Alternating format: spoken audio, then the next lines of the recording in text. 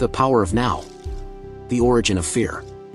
You mentioned fear as being part of our basic underlying emotional pain. How does fear arise, and why is there so much of it in people's lives?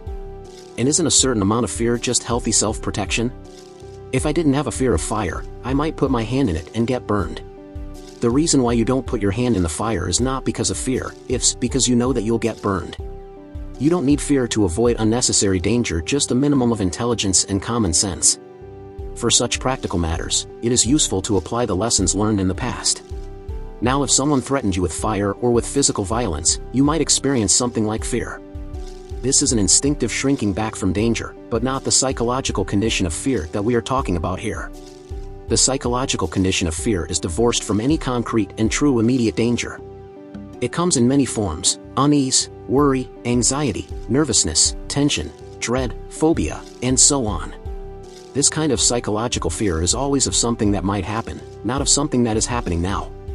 You are in the here and now, while your mind is in the future. This creates an anxiety gap. And if you are identified with your mind and have lost touch with the power and simplicity of the now, that anxiety gap will be your constant companion. You can always cope with the present moment, but you cannot cope with something that is only a mind projection. You cannot cope with the future. Moreover, as long as you are identified with your mind, the ego runs your life, as I pointed out earlier. Because of its phantom nature, and despite elaborate defense mechanisms, the ego is very vulnerable and insecure, and it sees itself as constantly under threat. This, by the way, is the case even if the ego is outwardly very confident. Now remember that an emotion is the body's reaction to your mind. What message is the body receiving continuously from the ego, the false, mind-made self? Danger, I am under threat. And what is the emotion generated by this continuous message? Fear, of course. Fear seems to have many causes. Fear of loss, fear of failure, fear of being hurt, and so on, but ultimately all fear is the ego's fear of death, of annihilation. To the ego, death is always just around the corner. In this mind-identified state, fear of death affects every aspect of your life. For example, even such a seemingly trivial and normal thing as the compulsive need to be right in an argument and make the other person wrong. Defending the mental position with which you have identified is due to the fear of death. If you identify with a mental position, then if you are wrong, your mind-based sense of self is seriously threatened with annihilation. So you as the ego cannot afford to be wrong. To be wrong is to die. Wars have been fought over this, and countless relationships have broken down.